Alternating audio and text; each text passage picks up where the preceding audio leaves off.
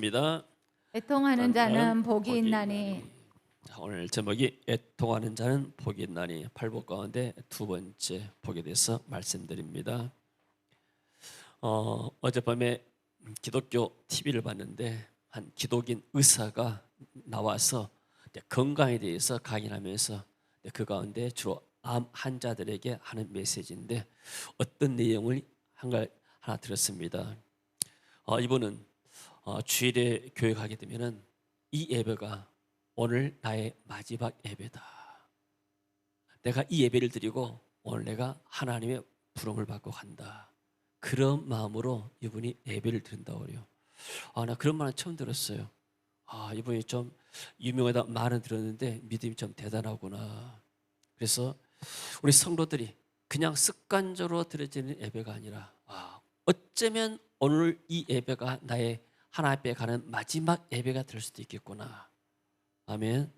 이런 마음으로 예배를 드리고 나면 이 예배 가운데 성령의 임재와 감동이 우리의 심령 가운데 차고 넘칠 줄로 믿습니다. 그리고 또 우리는 항상 예배를 드릴 때 이런 마음으로 전심으로 하나님께 예배드리는 그러한 자세가 우리가 하나님의 은혜 받는 자세인 줄로 믿습니다. 오늘 애통의 의미 첫 번째 말씀드립니다.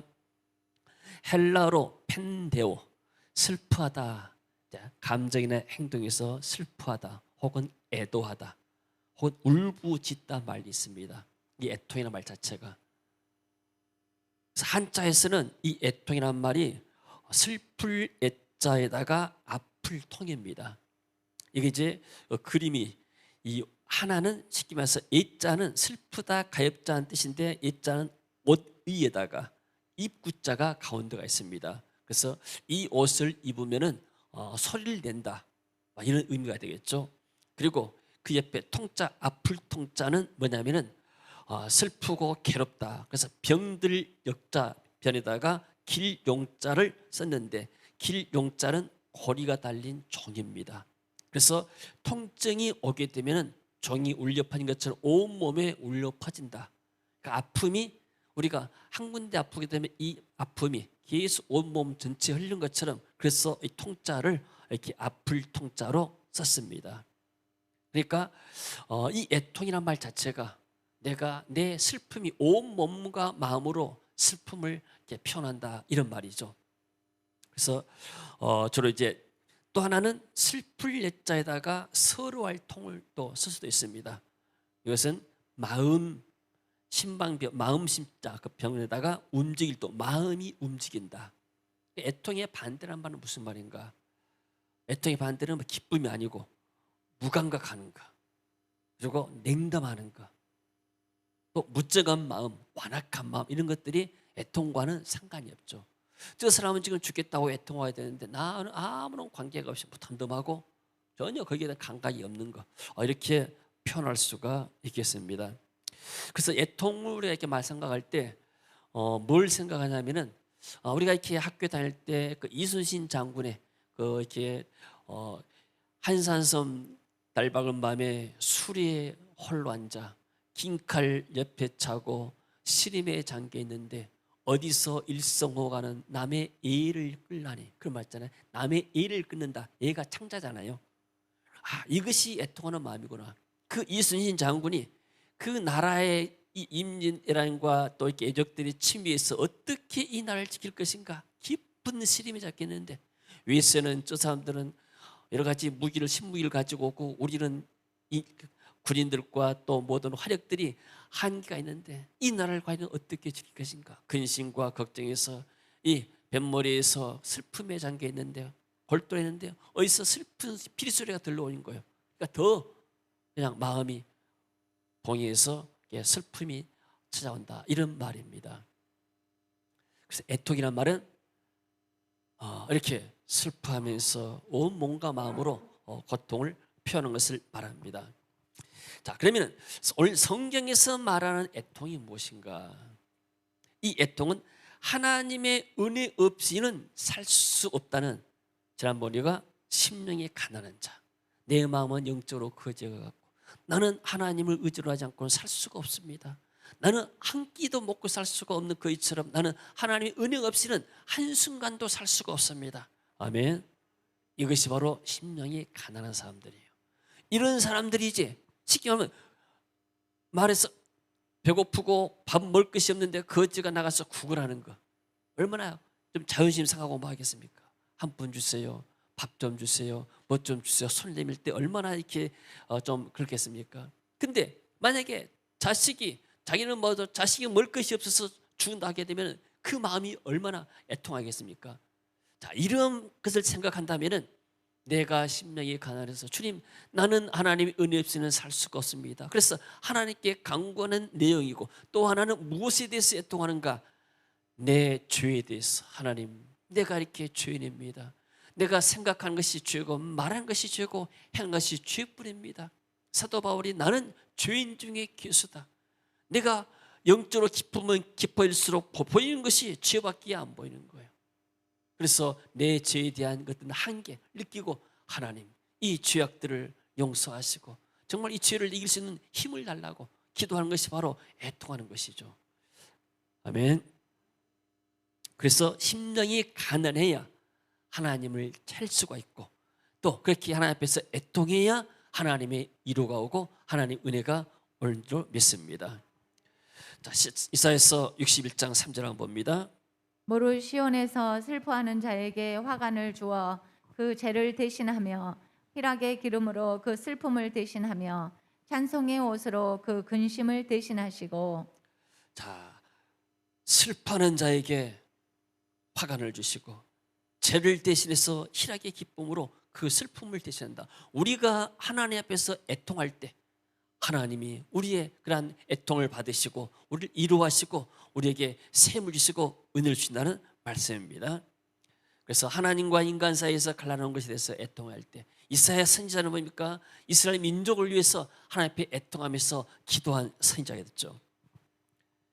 그리고 심정이 가난해서 하나님 앞에 애통하는 자가 복이 있는데 왜냐하면 그들에게 그 문제를 해결해 주고 위로해 주실 분이 계시기 때문입니다. 아멘. 그러나 성경에 보니까 저희가 위로를 받을 것이며 위로란 말이 뭔가 파라칼로란 말인데 파라 곁으로 칼로 부르다 곁에서 불러온단 말인데 우리가 죄에 대해서 슬퍼하고 애통할 때 하나님이 다가오셔서 우리에게 따뜻한 위로와 사랑을 베푸신다는 그런 말씀입니다. 그러니까 우리가 죄에 대해서 애통해야 할 때 어린아이가 정말로 밥을 달라고 또 서로서 울 때 부모가 다가가지고 아이를 울지 말라고 달래는 것처럼 이런 마음이 바로 애통할 때 하나님이 우리에게 이루신다는 말씀이게 되죠. 그리고 하나님은 실제로 예수님을 이 땅에 보내셔서 죄 문제, 저주 문제, 죽음의 문제 가운데 살고 있는 우리 사람들을 또 울부짖고 있는 우리 인생들을 위해서 예수 그리스도를 통해서 구원하셨습니다. 같이 읽습니다. 하나님이 세상을 이처럼 사랑하사 독생자를 주셨으니 이는 그를 믿는 자마다 멸망하지 않고 영생을 얻게 하려 하심이라. 세상 사람들은 다 고통받고 삽니다. 내 죄 때문에도 고통이 있지만은 만나는 모든 사람들이 다 죄인이에요. 그러니까 죄인과 죄인이 만나면 서로 상처를 입을 수 있고 고통을 받을 수가 있는 거예요.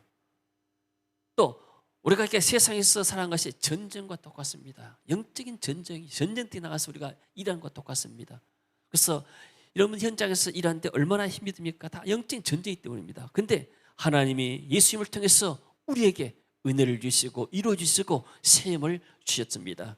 할렐루야. 참된 위로는 오직 예수 그리스도를 통해서 복음을 통해서만이 받을 수가 있습니다. 그럼 마지막에 하나님께서 이 애통하는 사람에게 은혜를 주시게 되죠. 계시록 21장 4절 말씀.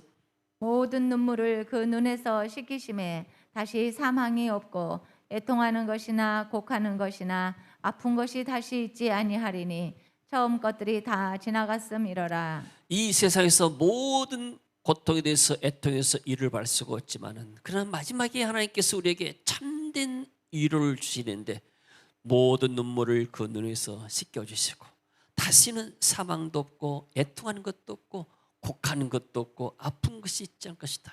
참된 위로는 천국에서 완전한 위로가 우리에게 올 줄로 믿습니다. 자, 그런데 세상의 사람들의 애통에는 위로자가 없습니다. 세상에 여러분들 애통한 사람들이 우리가 잘 몰라서 그렇지 많은 사람들이 지금 고통받고 있고 애통하고 있습니다. 그 얼마 전에 이렇게 한강변에서 대학생 아들을 둔 아들이 친구 따라 나가지고 술 마시고 나서 그 다음에 한강물에 빠져 죽어버렸잖아요. 여러분 그 아버지의 마음이 부모의 마음이 어떻겠습니까? 얼마나 애통하겠습니까? 억울한 일을 당한 사람들 또 무슨 이렇게 일하다가 억울한 일을 당한 사람들 얼마나 애통하겠습니까? 그 어떤 사모님은 이기 어렸을 때 안고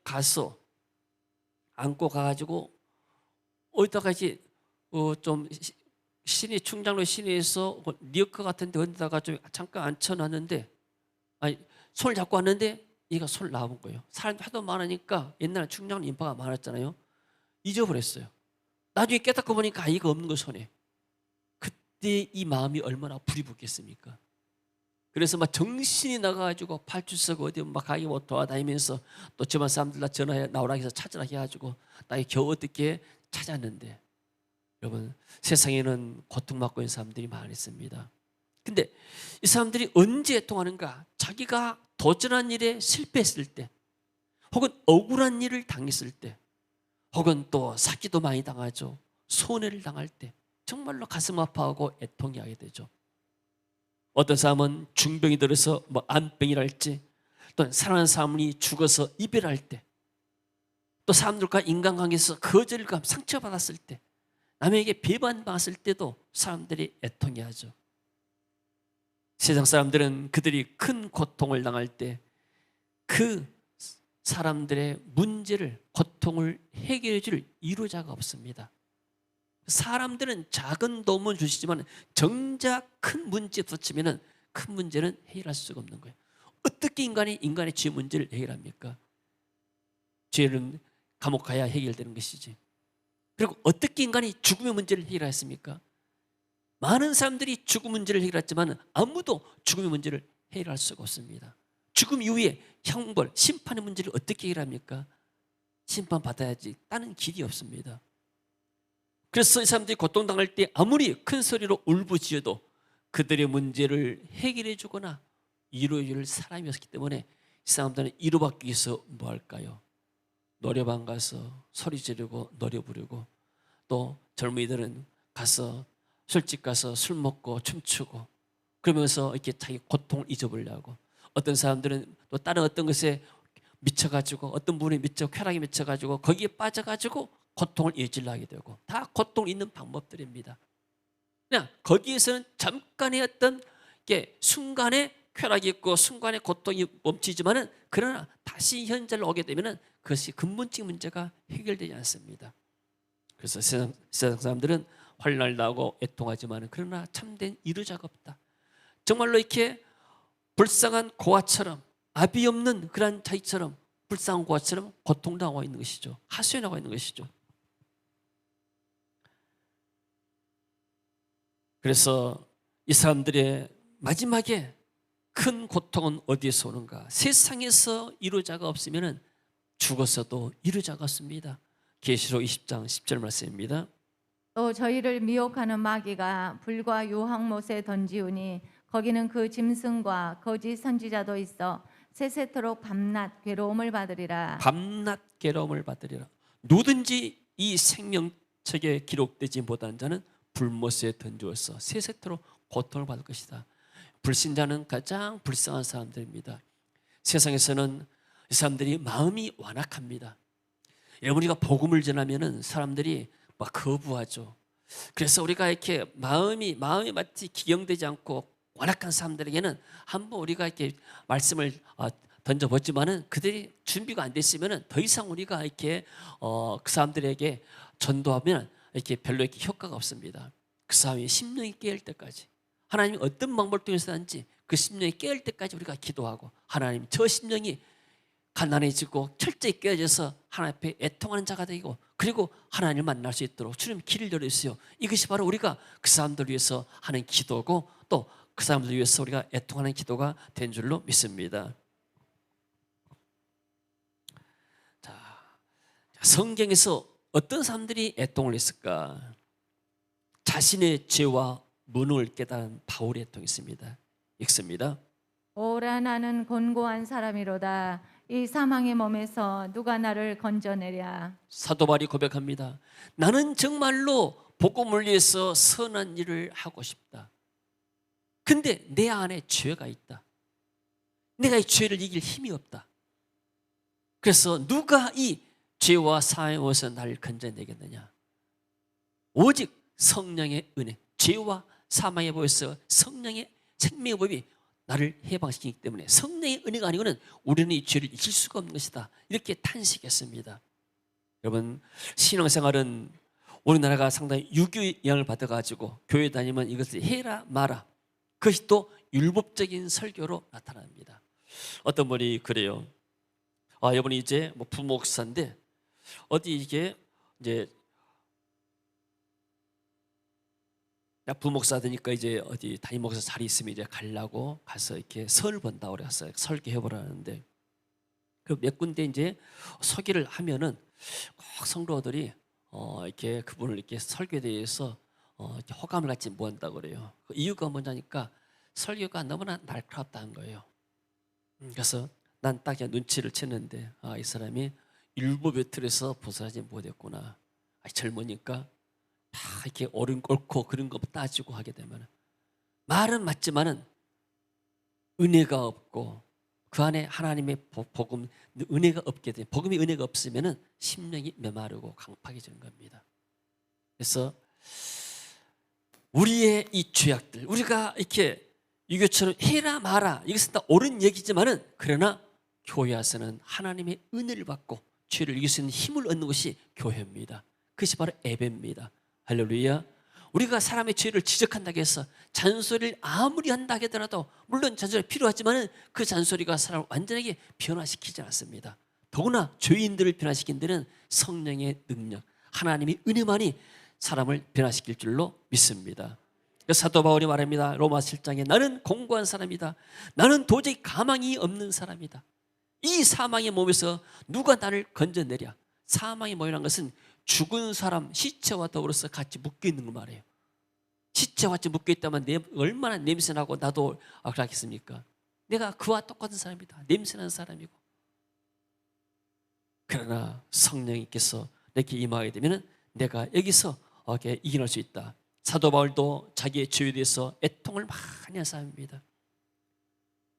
옛날 종교개혁가 루터라는 사람도 그랬죠. 루터라는 사람도 어떻게 하면 내 안에 죄를 이길 수 있겠는가? 고행을 하게 되면 금식을 하게 되면 내 죄를 이길 수 있겠는가? 그래서 광주에 어떤 초창기에 목사님이 계셨는데 이분은 나는 정말로 신령하게 살아야 되겠다 해가지고 이분은 거슬려 버렸어요. 나는 아예 그냥 여성들을 내가 그냥 난 생각지도 않고 뭐야 했다고. 나중에 이분이 고백합니다. 내가 거슬렸어도 내 안에 어떤 이 정욕들은 내가 이길 수가 없더라. 내 안에도 거센다 해서 문제가 해결된 것이 아니더라. 다 그 안에 그 욕정들이 있기 때문에 여러분 우리가 무엇을 자르고 먼다 해서 된 게 아니란 말이에요. 하나님의 은혜가 우리에게 필요한 줄로 믿습니다.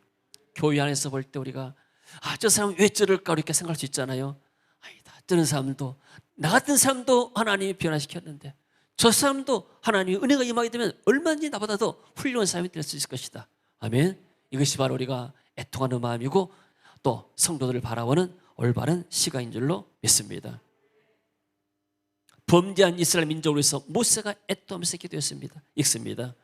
모세가 여호와께로 다시 나아가 여짜오되 슬프도소이다. 이 백성이 자기들을 위하여 금신을 만들어 싸우니 큰 죄를 범하였나이다. 그러나 이제 그들의 죄를 사하시옵소서. 그렇지 아니하시오면 원하건대 주께서 기록하신 책에서 내 이름을 지워버려 주옵소서.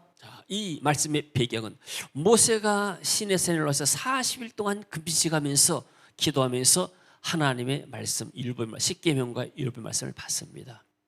근데 그 40일을 못 참아서 땅 아래에서 산 아래에서는 이스라엘 민족들이 아니 모세가 올라가는데 오늘 죽었는지 살았는지 모르겠다. 우리 미래가 어떻게 되겠느냐. 그래서 모세 형 아론을 붙잡고 말합니다.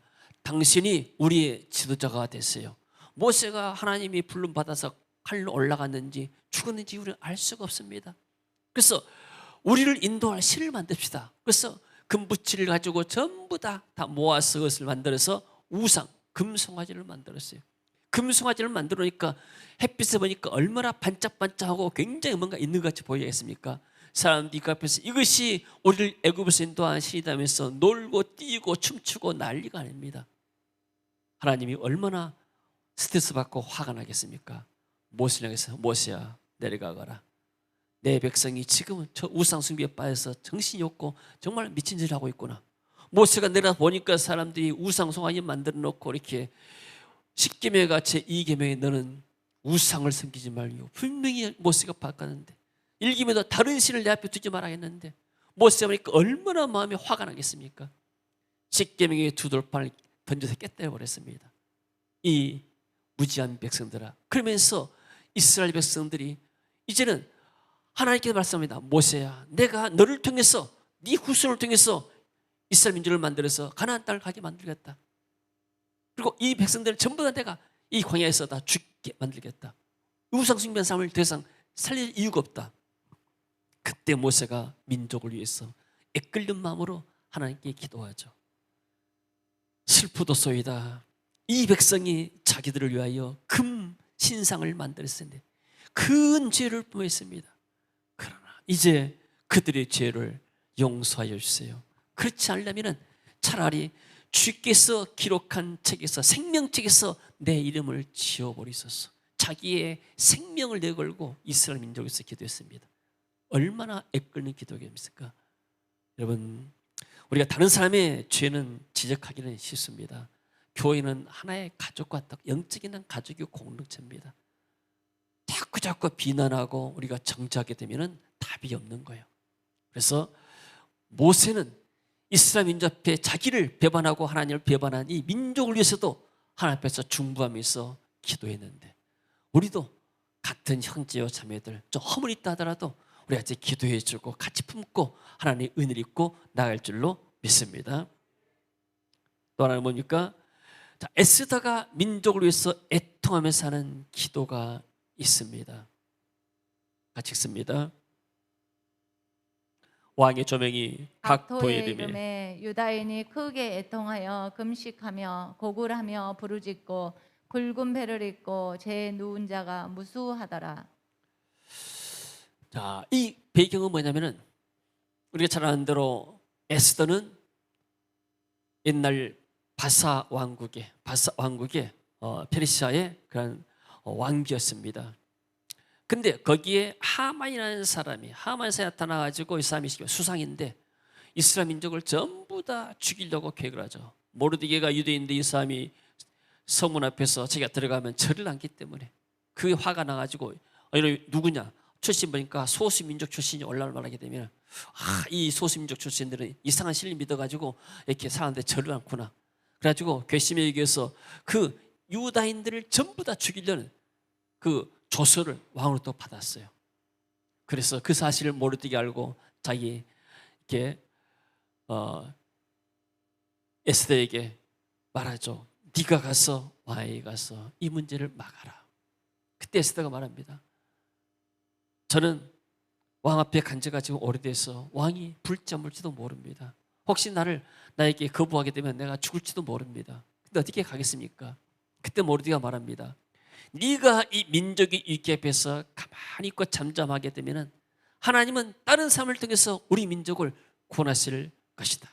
그러나 너와 내 집은 망할 것이다. 이런 엄청난 메시지를 했습니다.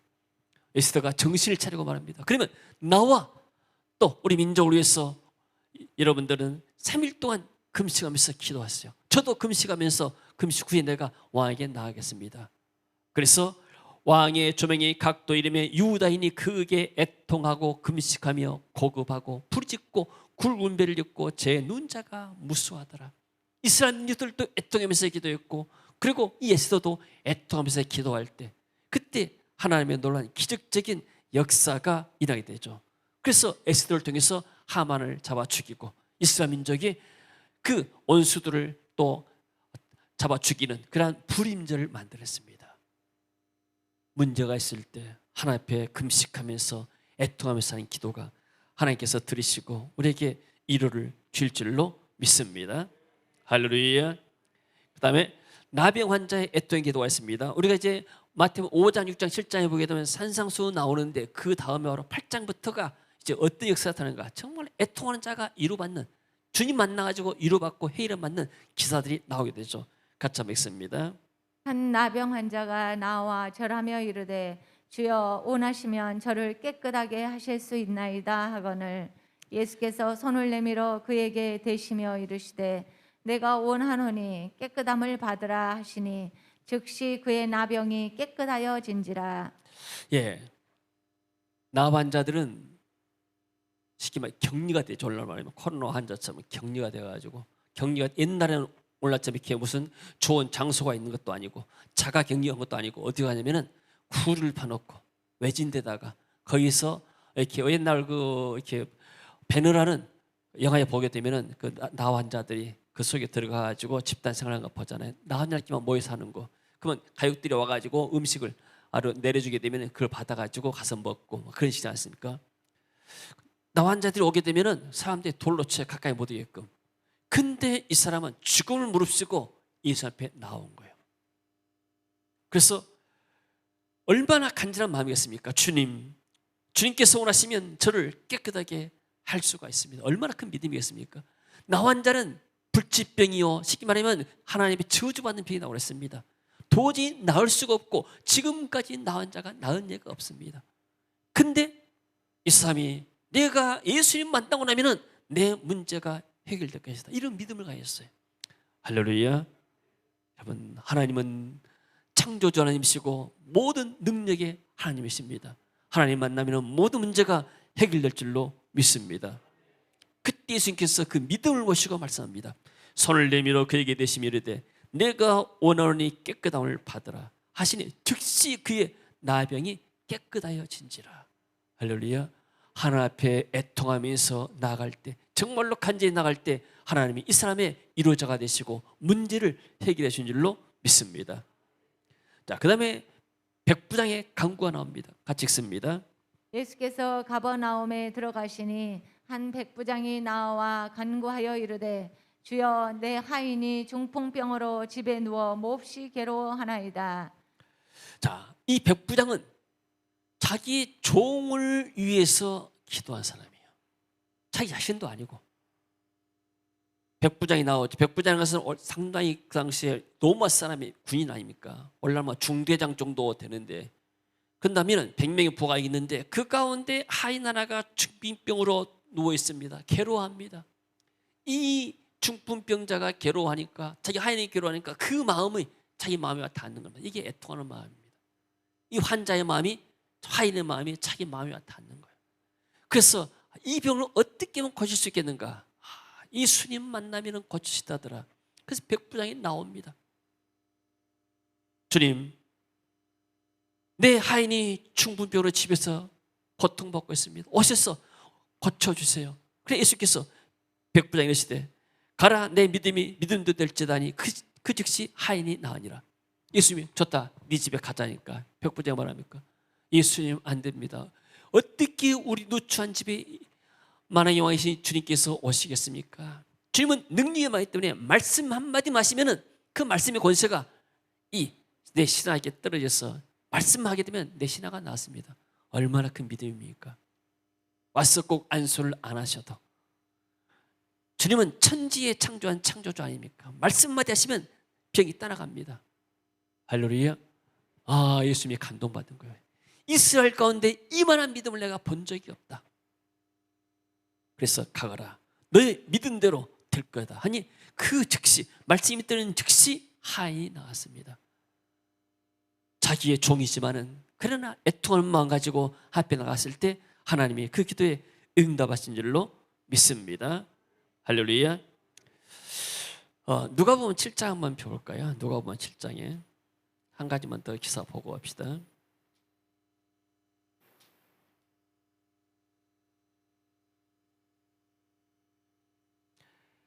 자, 7장 11절. 자, 7장 1절부터는 백부장의 기도가 나오고, 자, 그 후에 예수께서 나인이라는 성으로 가실새 제자와 많은 무리가 동행하더니 12절을 보세요. 성문에 가까이 이르실 때에 사람들이 한 죽은 자를 메고 나오니 이는 한 어머니의 독자요 그의 어머니는 과부라. 그 성에 많은 사람도 그와 함께 나오거늘. 자, 봅시다. 지금 예수님이 나인 성에 들어가 있습니다. 나인이라는 성에 제자들과 많은 무리가 좀 같이 따라가죠. 성문에 가까이 이르니까 사람들이 죽은 자를 메고 나옵니다. 죽은 자를 메고 나오는데 그 죽은 자가 누군가? 한 어머니의 독자예요.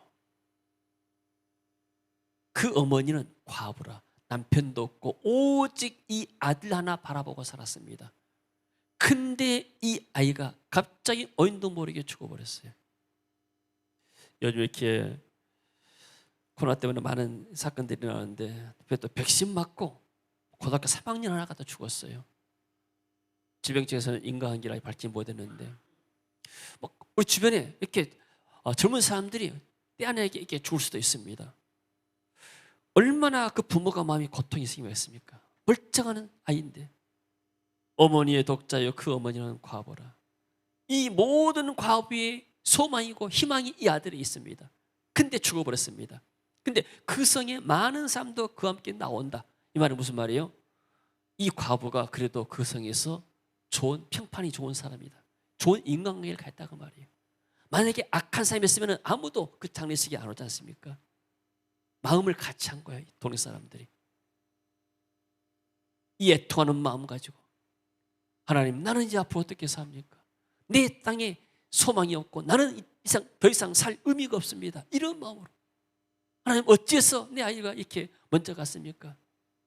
이럴 때 주께서 과부를 보시고 불쌍히 여기사 울지 말아라. 그만 애통해라. 얼마나 찬양하게 슬피 울며 나오겠습니까? 가까이 가서 그 관에 손을 대시니 맨자들이 서는지라. 예수께서 이르시되 청년아, 내가 내게 말하노니 일어나라. 말씀 한마디에 죽었던 자가 일어나 앉고 말도 하거늘 예수께서 그를 어머니에게 주시니. 할렐루야. 여러분, 세상에서는 이루자가 없고 해결자가 없습니다. 그러나 예수님은 하나님이시고 하나님의 아들이시고 창조자가 되시고 우리 구원자가 되시기 때문에 능히 우리를 구원하시고 이루하시고 우리에게 해결책을 주십니다. 할렐루야. 그래서 애통하는 자가 복이 있다. 저희가 이루를 받을 것이다. 자, 그리고 마지막에 다윗의 회개 기도입니다. 다윗이 오늘 전쟁터에 나가지 않고 자기 부하들을 가서 이제 전쟁하는데 이제 어느 날 이렇게 옥상에, 옛날 지붕이 이렇게 이제 옥상에 있었단 말이에요. 지붕이 옥상에 가서 보는데 어떤 이렇게 여인이 모욕을 하는 거예요. 그래서 알아보니까 우리야 장군의 이렇게 아내였습니다.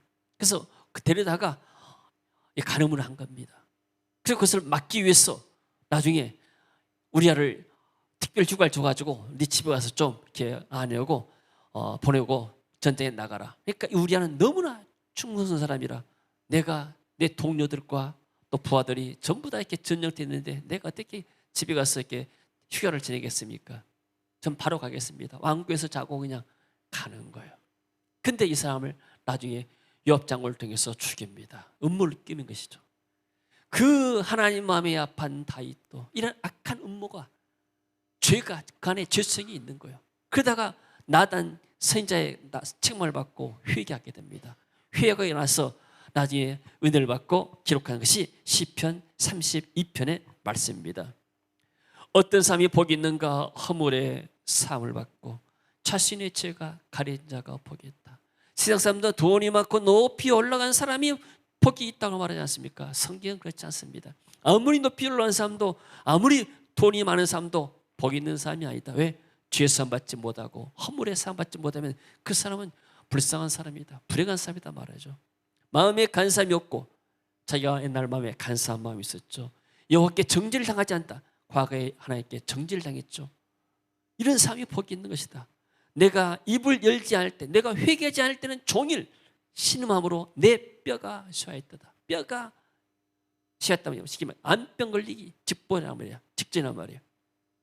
주의 손이 주야로 나를 누르시며 내 진액이 빠져서 여름 가물에 마른같이 되었습니다. 내가 회개하지 않으니까 주님께서 나를 누르시는데 정말 내가 고통권 내가 살 수가 없었습니다. 그래서 내가 이르기를 내 허물을 여호와께 자복하리라 하고 주께 내 죄를 아뢰고 내 죄악을 숨기지 아니하였더니 곧 주께서 내 죄악을 사하셨나이다. 하나님 앞에 와서 죄악을 애통하는 겁니다. 하나님, 어찌다가 내가 죄에 빠져가지고 이렇게 큰 범죄를 했습니다. 내가 날 용서하시고 정말 나에게 회복의 은혜를 주옵소서 기도했죠. 이로 말미암아 모든 경건한 자는 주를 만날 기회를 얻어서 주께 기도할지라.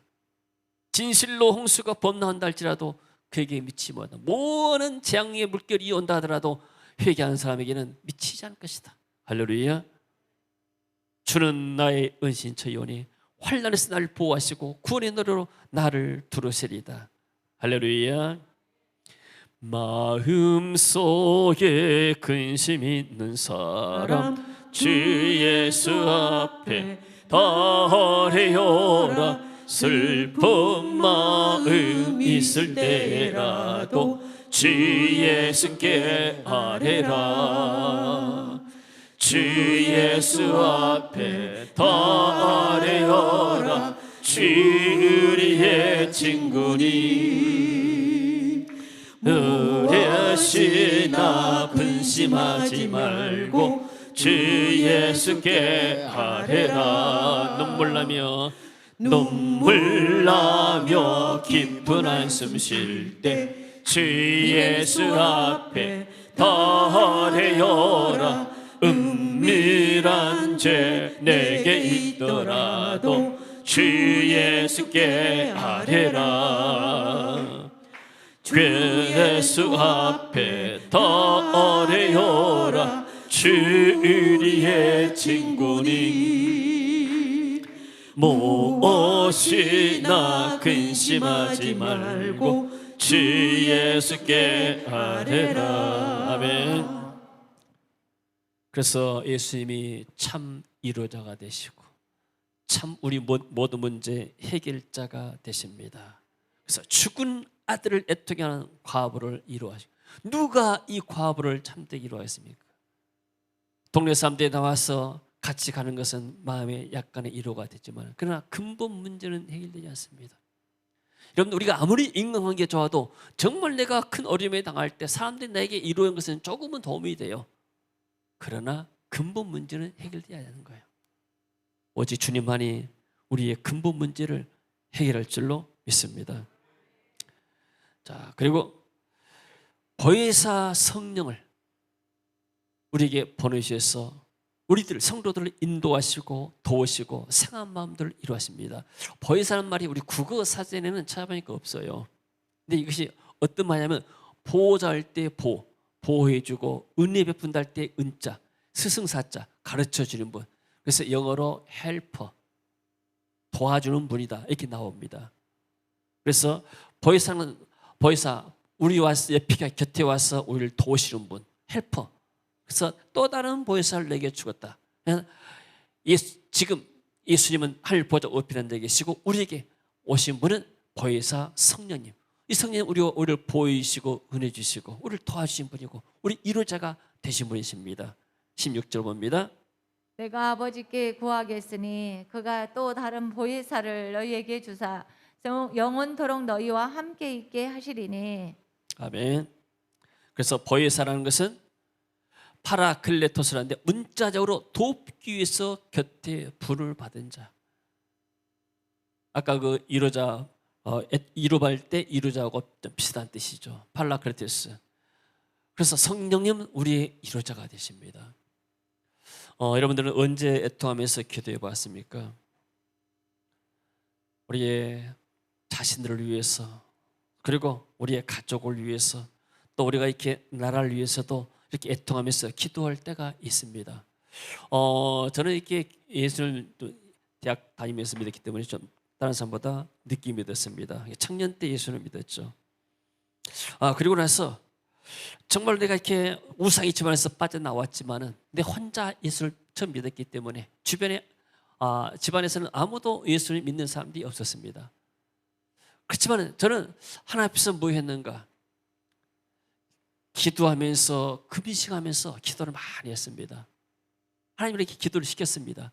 조그만 문제만 있어도 하루 이틀 금식하고, 또 쉽게 말해 예를 들어서 감기만 걸려도 하루 이틀 금식하면 금방 떨어지고 참 신기하대요. 그러니까 모든 문제는 기도하면 모든 문제가 해결된다. 저희 그렇게 알았습니다. 좀 큰 문제 있으면 좀 더 금식하면서 많이 하면 되고, 혹은 또 찾아가서 기도하고, 기도를 배웠습니다. 그런 것들이 내가 구체적으로 막 애통하면서 누굴 영혼을 구원해달라고 그러지 않았지만은 하나님이 내 이걸 하나님 앞에 겸손하게 금식하면서 기도하는 그런 모습들을 하나님이 기쁘게 여기시는 것 같아요. 그래서 하나님께 지금은 그야말로 어떤 면에서는 모든 것들이 다 이렇게 거친 것들이 전부 다 사라졌습니다. 지금은 어떤 면에서 나를 괴롭게 한 것이 아무도 없어요. 또 어떤 메인 것도 없게 되고, 얼마나 하나님께서 내게 은혜의 자유를 주신지 모릅니다. 여러분, 애통하는 자가 복이 있다. 누군가가 한 사람이 나타나서 자신을 위해서, 가족을 위해서, 자녀를 위해서 기도하는 사람이 있어야 할 줄로 믿습니다. 그리고 우리가 나라와 민족이 지금 얼마나 하나님 축복받았습니까? 많은 사람들이 놀랍니다. 한국에는 도대체 어떻게 인재들이 이렇게 많으냐?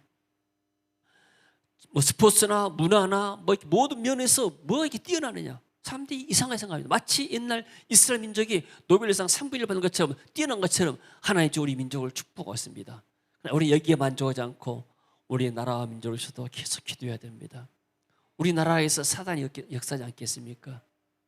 사단이 언제 어떻게 교회를 공격하고 우리나라를 공격할지 모르는 거예요. 우리나라가 얼마나 중요하고, 나라가 없는 신앙은 없는 겁니다. 나라를 잃어버리면 안 되잖아요. 그래서 국방이 튼튼해야 되고, 또 이렇게 경찰 치안이 또 중요합니다. 만약에 치안이 어지러우면 어떻겠습니까? 지금 저쪽에 남미 이렇게 뭐 엘살바도르 할지 어디를 할지 지금 이렇게 난리 아닙니까? 치안이 없어요. 거기는 갱들이, 조폭들이 시기 말하면 나라를 다스려요. 그 사람들이 마약 팔아가지고 돈 벌어가지고 조직 만들어가지고 총으로 무장해가지고 그 사람들이 쉽게 말해서 도둑들이 경찰 행세를 하고 있는 거예요. 그런 나라가 되어버립니다. 그래서 우리는 너무나 무관심하지 말고 우리 나라에서도 하나님 정치 지도자들이 정말로 하나님을 경외하고 이 국민들을 사랑하는 지도자들이 되게 하시고, 종교시설도 탐욕이나 또 성도들도 세상에 서쪽에 빨지 않고 정말로 하나님을 잘 경외하는 자들이 되게 하소서. 그래야 하나님이 우리 교회를 통해서 또 한국 교회를 통해서 우리 민족에게 복을 줄 줄로 믿습니다. 할렐루야. 결론입니다. 같이 읽습니다. 너는 내게 부르짖으라. 내가 내게 응답하겠고 내가 알지 못하는 크고 비밀한 일을 내게 보이리라. 애통하는 자가 복이 있나니 저희가 위로를 받을 것이요. 부르짖는다. 저는 이렇게 우리가 이렇게 해외 사역을 많이 가잖아요. 저는 이게 생각해 봅니다. 교수님들은 오히려 이렇게 강의가 더 쉽겠다. 목회자들은 강의하고만 끝난 게 아니에요. 가서 사역을 해야 돼요. 같이 찬양하고 통성기도하면서 안수기도 해주고. 그러니까 우리는 교수는 강의 한 시간 강의만 딱 100% 찾는데, 우리는 강의보다도 메시지가 한 50%, 사역이 50% 우리가 비중을 그게 됩니다. 그러니까 사역하는 시간이 쉽지가 않아요. 아무리 메시지가 잘 전달됐다 하더라도 사역 시간에 은혜가 풀리지 않고 성령 역사가 나타나지 않게 되면 사람들은 귀로 듣고 지시로 듣고 그냥 흘러 가버립니다. 우리 컨퍼런스나 비전스교에서는 그러지 않게 되죠. 이분들이 같이 이렇게 사역할 때, 또 네토 목사님이 같이 사역할 때, 이 사역할 때 정말로 애통하는 기도가 나옵니다. 부르짖는 기도가 나온 거예요. 그러니까 그렇게 한 번씩 기도가 나면은 몸에 찐이 빠져요. 이게 바로 부르짖는 기도고 애통하는 기도입니다. 그냥 우리가 이렇게 습관적으로 그냥 잠깐 이렇게 의식적으로 기도한 것은 별로 힘이 안 됩니다. 그러나 정말 마음을 다해서 이 영혼을 위해서 붙잡고 기도하고 할 때는, 그때는 정말 몸에 힘이 다 빠진 것이죠. 이것이 바로 부르짖는 기도. 너는 내게 부르짖어라. 내가 내게 응답하겠고 내가 알지 못하는 크고 은밀한 일, 비밀한 일을 내게 보일 것이다.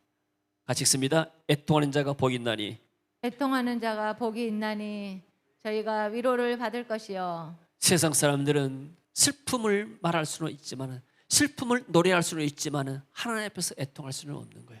하나님을 만나지 못하고 아버지가 없기 때문에.